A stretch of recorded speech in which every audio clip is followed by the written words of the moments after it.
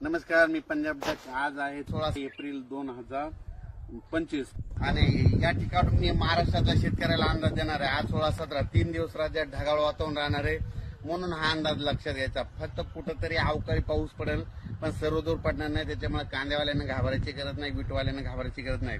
पण 18 तारखेपासून, आता 18 एप्रिल पासून ते 24 एप्रिल पर्यंत राज्यात उन्हाची तीव्रता वाढत जाणार आहे. 44-45 अंशापर्यंत अकोला, नागपूर कडला पारा जाणार आहे. मराठवाड्यात देखील बऱ्याच ठिकाणचा 42 पर्यंत जाणार आहे, म्हणून हा अंदाज लक्षात घ्यायचा.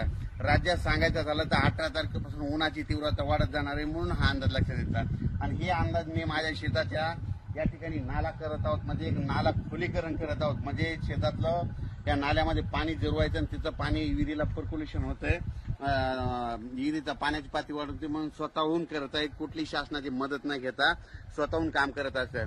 खरं तर शासनानं सगळ्या शेतकऱ्याला असं करून द्यायला पाहिजे. 3 दिवस राज्यात ढगाळ वातावरण राहणार आहे, म्हणून हा अंदाज लक्षात घ्यायचा. फक्त कुठंतरी अवकाळी पाऊस पडेल, पण सर्वदूर पडणार नाही. त्याच्यामुळे कांद्यावाल्यांना घाबरायची गरज नाही, विटवाल्यांना घाबरायची गरज नाही.